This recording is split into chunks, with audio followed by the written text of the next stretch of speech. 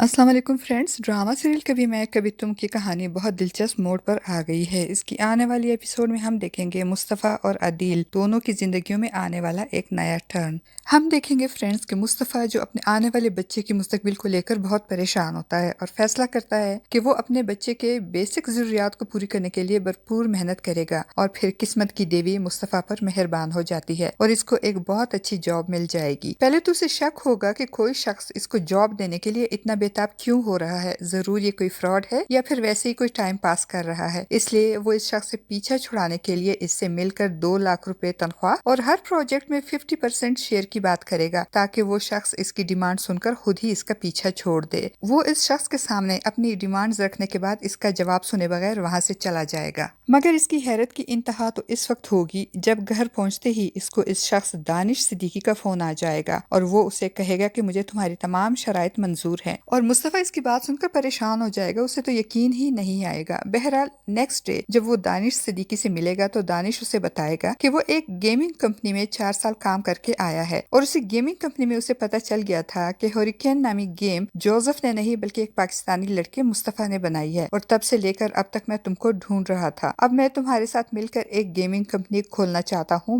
मुझे तुम्हारी सारी शर्तें मंजूर है, इसके अलावा भी अगर तुम्हारी कोई और शर्त है तो वो भी बता दो। दानिश सिद्दीकी की बातें सुनकर मुस्तफ़ा को अपना जोसेफ के साथ पास्ट एक्सपीरियंस याद आएगा और वो दानिश से पूछेगा कहीं तुम भी मुझे जोसेफ की तरह धोखा तो नहीं दोगे। तो दानिश सिद्दीकी मुस्कुराते हुए कहेगा ऐसा कभी नहीं होगा। वो मुस्तफ़ा को यकीन दिलाने के लिए इसके अकाउंट में एडवांस सैलरी भी भिजवा देगा। तो मुस्तफ़ा को भी दानिश सिद्दीकी पे एतमाद करना ही पड़ेगा और शर्जीना और अपने होने वाले बच्चे को सारी फैसिलिटीज मुहैया करने के लिए उसे ये जॉब ऑफर कबूल करनी ही पड़ेगी। और फिर वो ये ऑफर कबूल करेगा और अपने काम में पूरी ईमानदारी से बिजी हो जाएगा। वो दिन रात मेहनत करेगा और अपने काम को आगे बढ़ाने की कोशिश करेगा और काम के साथ साथ वो शर्जीना का भी बहुत ख्याल रखेगा, इसके खाने पीने मेडिसिन और आराम का भरपूर ख्याल रखेगा। और मुस्तफ़ा की इतनी केयर देखकर शर्जीना मुस्कुराते हुए कहेगी मुस्तफ़ा तुम हर चीज का ख्याल रखते हो मगर कभी बेबी का नहीं पूछते और ना ही कभी खुलकर मुस्कुराते हो। तो मुस्तफ़ा कहेगा मैं शायद खुश होना ही भूल गया हूँ। और ये बात सच भी होती है क्योंकि जिन हालात से मुस्तफ़ा गुजर कर यहाँ तक पहुंचा होता है इन हालात ने इसकी जिंदा दिली और मुस्कुराहट छीन ली होती है। अब वो सिर्फ एक रोबोट बन गया होता है जिसकी जिंदगी का मकसद पैसा कमाना और अपनी बीवी और बच्चे को दुनिया की हर आसाइश मुहैया करना बन गया है। और शर्जीना हमेशा की तरह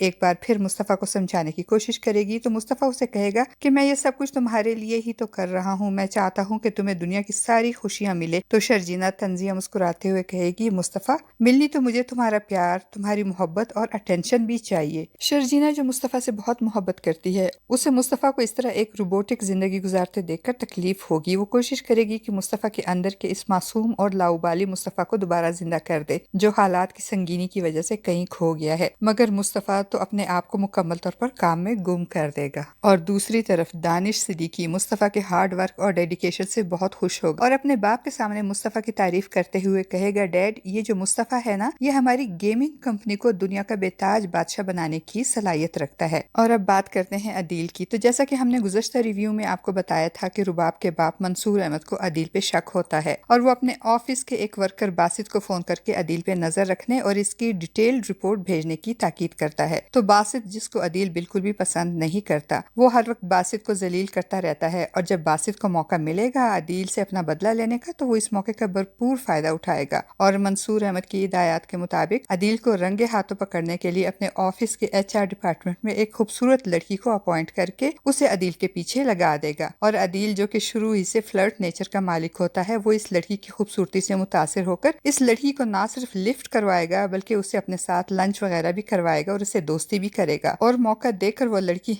अदील के लैपटॉप से सारी मालूमात सारे सबूत हासिल करेगी और बासित को और बासित आगे मंसूर साहब को फॉरवर्ड कर देगा। और जब वो सबूत रुबाब के बाप मंसूर अहमद को मिलेंगे तो वो फाइल बनाकर रुबाब के सामने फेंकेंगे। रुबाब हैरत से अपने बाप से पूछेगी ये क्या है डैड। तो मंसूर अहमद रुबाब को जताते हुए कहेंगे ये है तुम्हारे शौहर के कारनामे, हमारी पीठ में खंजर घोंपा है इसने। वो फाइल देखकर तो रुबाब के पैरों के नीचे से जमीन निकल जाएगी, उसे तो यकीन ही नहीं आएगा कि अदील इसके साथ इतना बड़ा धोखा कर सकता है। और दूसरी तरफ अदील इस सब से बेखबर बड़ी बेफिक्री से अपनी हेरा फेरी जारी रखेगा। ऑफिस में हेरा फेरी के साथ साथ अब वो अपने वालिदैन के साथ भी हेरा फेरी करेगा और इनको भी धोखा देगा। वो अपने बाप के खून पसीने की कमाई से बनाया हुआ इनका आबाई घर हथियाने की कोशिश करेगा और इस घर को बेचकर इसकी कीमत खरी करेगा और फिर अपने बाप के पास जाकर इनसे कहेगा, अब्बा इस घर की डील मैं कर चुका हूँ। अदील की बात सुनकर इफ्तिखार साहब को गुस्सा आएगा और वो अदील से कहेंगे, ये घर मेरी जिंदगी भर की वाहिद पूंजी है और मैं इस घर को छोड़ नहीं सकता। तो अदील बड़ी चालाकी से मुस्तफा पे इल्जाम लगाएगा और अपने बाप को कन्विंस करने की कोशिश करते हुए झूठ बोलेगा और कहेगा कि अब्बा मुस्तफा को इस घर में अपना हिस्सा चाहिए था, इस घर में मुस्तफा को इसका हिस्सा देना जरूरी था, इसलिए अब मैं इस घर की डील कर चुका हूँ, अब आपको मेरे साथ चलना होगा, आप चले मेरे साथ, मेरे घर में रहें। वो बड़ी चालाकी से सारा इल्जाम मुस्तफा पे डालकर अपने वालिदैन को घर छोड़ने पर मजबूर कर देगा और फिर रुबाब की गैर मौजूदगी का फायदा उठाते हुए इनको अपने साथ अपने घर यानी रुबाब के घर ले जाएगा। मगर अदील को ये मालूम नहीं होगा कि इसके पापों और गुनाहों का घड़ा भर चुका है और रुबाब और इसके बाप मंसूर अहमद को इसकी असलियत और इसके फ्रॉड के बारे में ना सिर्फ मालूम हो गया है बल्कि वो अदील के खिलाफ ठोस सबूत भी हासिल कर चुके हैं। और अब जब रुबाब वापस आएगी तो अदील के साथ साथ इसके वालिदैन को भी अपने घर में देखकर वो गुस्से से पागल हो जाएगी और फिर वो अदील का क्या हाल करेगी ये तो आने वाली एक साथ में ही देखने को मिलेगा और अदील की लालच और खुदगर्जी की सजा इसके बूढ़े वालिदैन को भी देगी। फ्रेंड्स, क्या आप भी मेरी तरह अदील का अंजाम देखने के लिए बेताब हैं? अपनी कीमती राय का इजहार कमेंट बॉक्स में जरूर कीजिएगा।